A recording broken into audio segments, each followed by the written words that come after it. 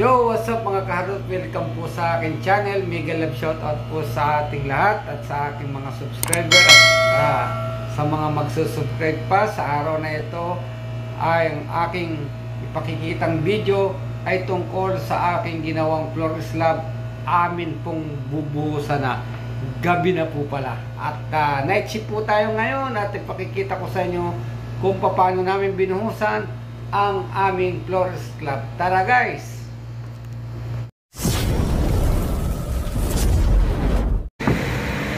At yun guys, kami magbubuhos na ngayon itong slab. Bubuhusan na namin. Ayan, against the light tayo.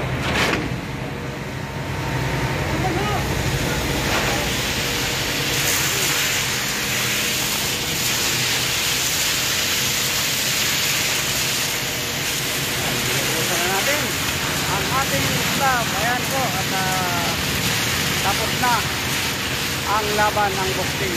Ang concreto. Numpisahan na.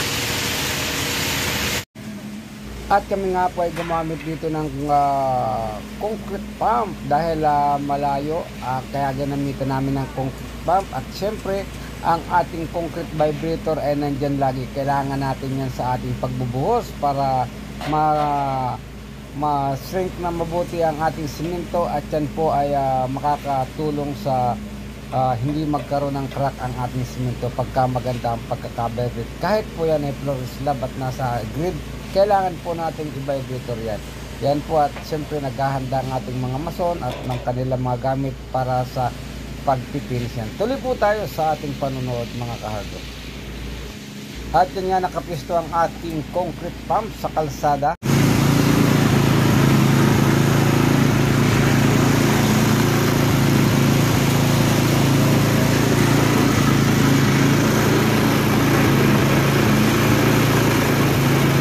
A few moments later.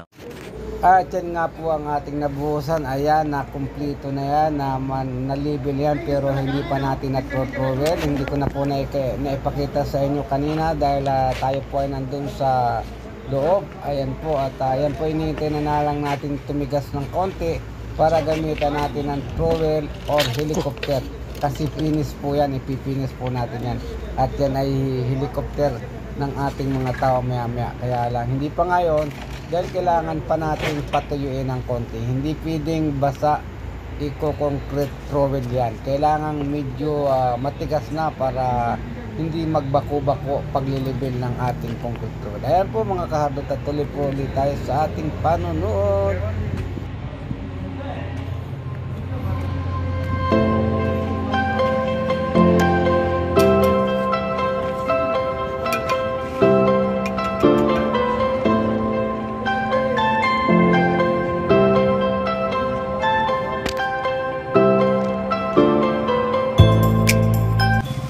At yan nga mga kahardot na yan, inumpisahan na natin ang pagtuturo ng semento.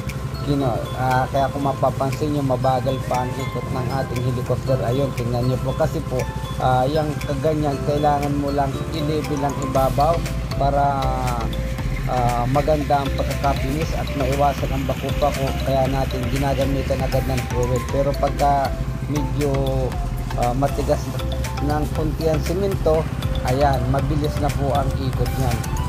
I-adjust po ang speed ng ating concrete trowel. Ayan, may adjustment po yan.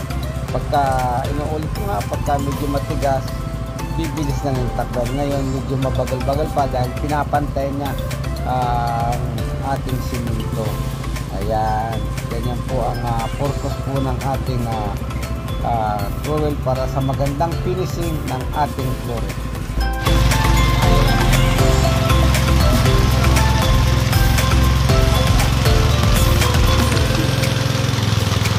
At yun nga mga karot, sa pagbuto ay ito yung unang binuhusan, kaya medyo matigas nito. Kaya yung kung mapapansin nyo, yung takbo ng ating trowel ay mabilis na ang ikot niya, kaya parito na siya. Kaya tingnan guys, habang isa naman binabalik-bigyan ng tubig para maganda at hindi lumagkit, mawala yung lagkit ng simento. Ayan po, kita nyo, mabilis na ikot ng adjustment ng ating helicopter. Ayan.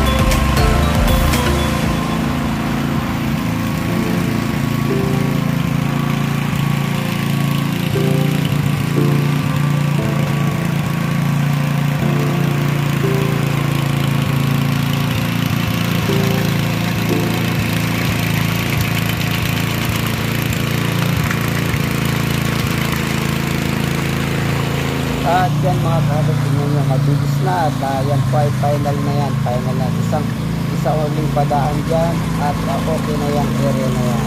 Ayan. Tingnan nyo, mahalwa na ang kilos, ang ikot ng crawler kasi kiniklinis na yan, makinis na i-adjust na yan sa tamang finish. Ayan po.